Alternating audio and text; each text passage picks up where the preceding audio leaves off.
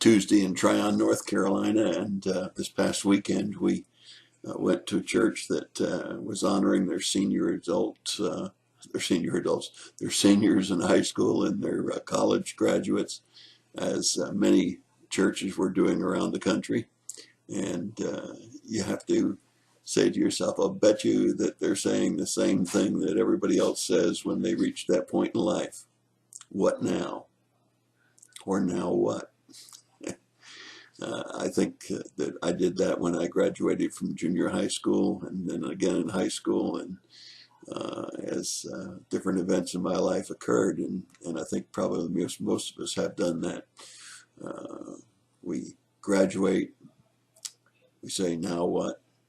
We get married, we say, now what? We have children, we say, now what?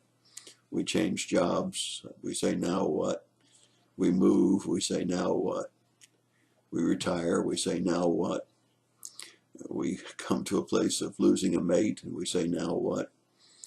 And there's a lot of now what's in life, aren't there? As a matter of fact, as I was researching this project, I found that the average person, by the time they reach 40, has 10 different jobs. That's 10 different jobs by the time you reach 40. And that the average American will change career paths 7 times in life.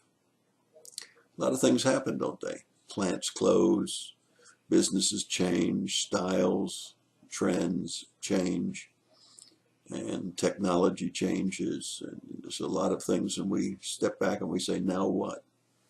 I think the same thing is true of Joshua. Joshua was probably a young lad when he was in Egypt in bondage, and followed Moses out to the Red Sea. Probably said to himself, now what? Then he was right hand to Moses as they were looking for the promised land, and as they battled some of the enemies and the travelings that they did, he probably said, now what?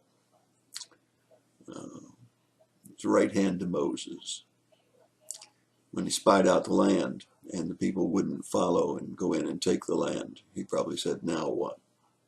While they wandered in the wilderness, and one by one the older ones died off, as God said they would before they would see the promised land, he probably said, now what?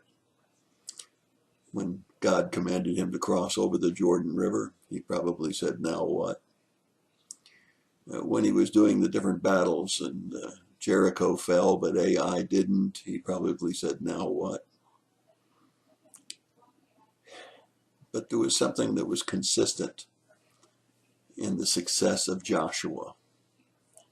And I believe it's the same success story for all of us when we get to our now whats. Joshua chapter 1, verses 6 through 9. In verse 6 it says, be strong and courageous, for you shall give this people a possession of the land which I swore to their fathers to give to them. Only be strong and courageous. Be careful to do according to all the law which Moses, my servant, commanded you. Do not turn from it to the right or to the left, so that you may have success wherever you go. Verse 9, he says, have I not commanded you to be strong and courageous? Do not tremble or be dismayed, for the Lord your God is with you wherever you go. Interesting, isn't it? When Joshua got to another now what place in his life, God said to him 3 times in 3 verses, be strong and courageous. But that's not all that he said. The real key to the success was not in Joshua's strength or his courageousness, but listen to what he said to him in verse 8. This book of the law shall not depart from your mouth, but you shall meditate on it day and night, so that you may be careful to do according to all that is written in it. For then you will make your way prosperous, and then you will have success.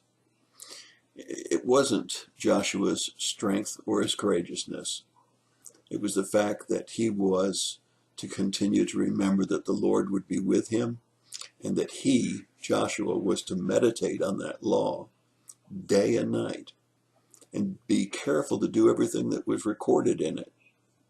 and then God would make his way prosperous and success. I guess if we were to preach a sermon to those graduates from high school and from college, as they said, now what?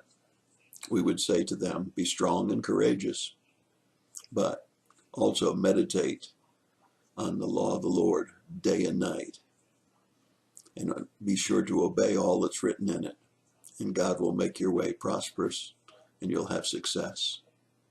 That's your thought for the day. God bless you and have a great day.